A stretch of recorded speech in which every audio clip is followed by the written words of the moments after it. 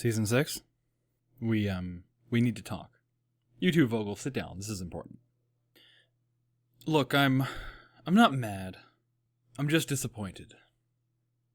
In myself, forever doubting you. After watching this episode, I had to ask, is this my favorite episode? So there's a lot to talk about. Like, even in the opening sequence. After all this teleporting around, Starlight is hungry, but Twilight turns her apple into eggs, which Starlight doesn't appreciate because she's watching her cholesterol. And she retaliates by turning Twilight's books into a cup. Like, I was gonna read those! Well, now you're gonna cry into it so I can drink your tears! And then they start fucking each other's shit up until it turns violent. Like, I know Twilight said it was a shield test. Shields! But was it supposed to be a reflex test as well? Like, what if she was even slightly distracted? But that doesn't really matter, because Starlight's strong enough to blow up the whole goddamn world. The point is that she's really good at magic, but really shitty at maintaining personal relationships. Sort of like anyone who can be defined as really good at magic. Or really good at anything, for that matter. Passion and almost excessive introversion go hand in hand 90% of the time. So the main thing that puts this episode in contention for being my favorite is how the whole story is a result of Starlight and Twilight being at their worst.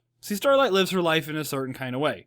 A way that is a bit too relatable to my own. I remember talking about this back in the Changeling episode when Starlight was like, she's a baby. You don't have to recognize a baby. Starlight basically exists in service of objectives.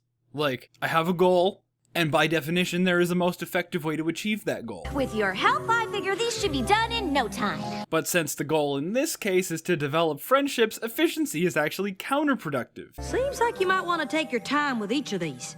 But... And I'm driving myself nuts just thinking about it. But it's Twilight's horrible ineptitude as a teacher that's leading Starlight down the path of insatiable autism. You can tackle a friendship lesson today, and we can review your progress when I get back later this evening.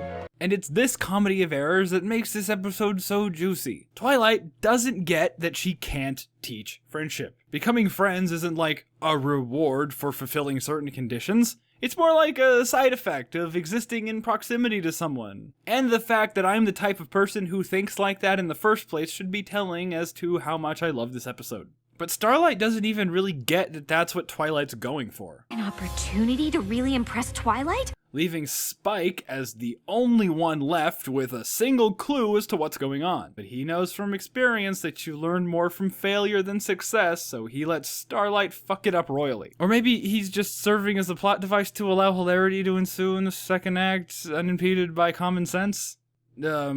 Either way, it's fine with me. Because the main 5 under mind control is great. Especially some of the animation beats. Like Rarity stomping on this picture of the dress. That's just hilarious, and I have no idea why. Or the animals cowering away from Fluttershy who's covered in snakes and spiders, which will give me nightmares. The imagery has never been quite as good as it's ever been in this episode. But the best part is how still there everyone is, for lack of a better term. Aside from Applejack, who just did a bunch of movie references, which I'm ashamed to admit I didn't get most of. Pinky is even top-notch while lacking free will and even motor function throughout most of the second act. Just the expressiveness of all the animation. Due to the nature of the spell, the characters don't actually move that much, which makes their small, subtle movements much more important. And the episode certainly doesn't skimp there, like Fluttershy smiling at this snake that's slithering up her arm, or Rarity's deep concern at the seeming realization that she's about to make a dress out of her rug. But what really drills home how much mayhem this must have been is that this episode is the very first time that Twilight ever defamed Celestia's name. Now please try to explain to me how in the name of Celestia things got this out of control. After almost 6 seasons, and half that time spent as her equal, this is the first thing that pushes her over the edge. And I'd say that it's a pretty worthy payoff to something that's been so subtly built up over the course of the entire show. See, Starlight is falling back into her old ways of using magic to manipulate the behavior of everyone around her. Or, I mean, she never really got out of it in the first place. But Starlight is the most legitimate threat Twilight's ever faced. And no, not from a position of power, I mean, because rainbows and Tartarus and whatnot, but from Twilight finally being branded a failure, which is the same conflict that made Crystal Empire my favorite 2-parter. A failure as a teacher, a failure as a princess.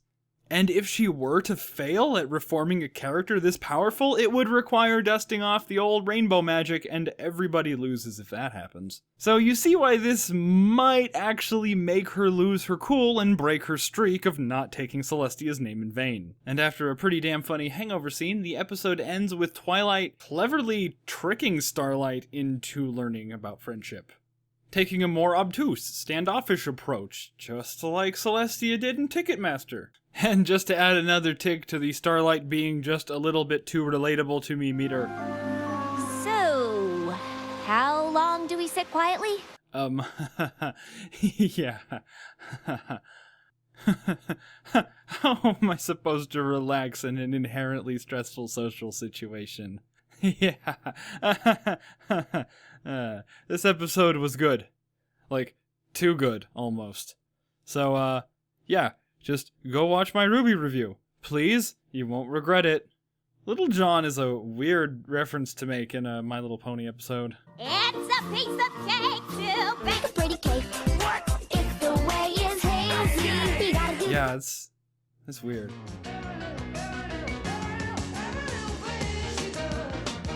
Yeah, okay, seriously, now that the stinger's over, go watch my review.